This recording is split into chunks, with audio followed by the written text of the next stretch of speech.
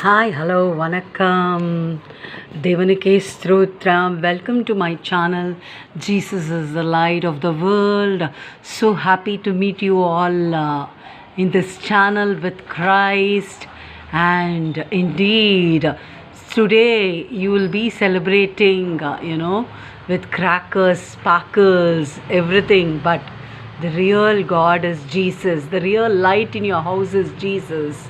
The verses in the Bible says He is the life, the truth, and the way to heaven. Jesus is the life, the truth, and the way to heaven. He is the truth.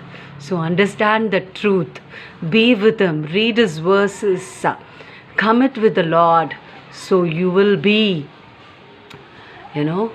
protected, because He is our refuge. He is our shepherd. He is our fortress. Everything the Bible says. நன்றி. இன்றைக்கும் நீங்கள் கர்த்தராகிய ஆண்டவரோடு நீங்கள் ஐக்கியப்படுங்கள். அவரே ஒளியாக இருக்கிறார். அவருடைய வாக்குகள் ஒளியாக இருக்கிறது உங்களுடைய பாதைகளுக்கு. அவளுடைய வசனம் தீப ஒளியாக இருக்கிறது. அந்த ஒளியை ஏற்றுக்கொள்ளுங்கள். வேறு ஒளியெல்லாம் உங்களை காப்பாற்றாது. இன்றைக்கும் நீங்கள் தீப ஒளியை கொண்டாடி கொண்டிருக்கலாம். ஆனால் கர்த்தர் தான் உண்மையான தீப ஒளி. அவரைத்தான் நாம் கொண்டாட வேண்டும். அவரே வழி, அவரே சத்தியம், அவரே ஜீவன், அவரே உங்கள் வாழ்க்கைக்கு வழி.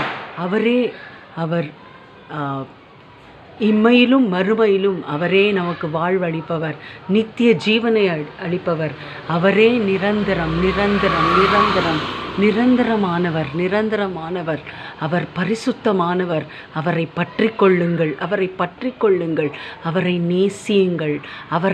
அவரை கைவிடாதிருங்கள். அவர் உங்களை ஒருபோதும் கைவிட மாட்டார். நீங்களும் அவரை கைவிடாதிருங்கள்.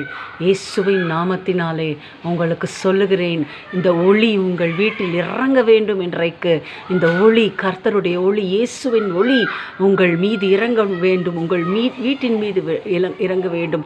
உங்களுடைய நோய்கள் மீது இறங்க வேண்டும். அந்த ஒளி இறங்கி உங்களுக்கு ஒரு வாசல்களை திறக்க வேண்டும்.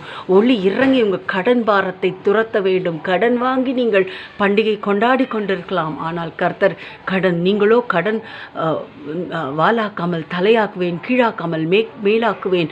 நீங்கள் கடன் கொடுப்பீர்கள், கடன் வாங்காதிருப்பீர்கள் என்று சொல்லுகிறார். உபாகமம் 28:1-14. நன்றி. அந்த ஆண்டவரை ஸ்தோத்திரிங்கள். ஒளியாக ஏற்றுக்கொள்ளுங்கள். அந்த ஒளி இன்றைக்கு உங்கள் வீட்டுக்குள் வருகிறது. நன்றி.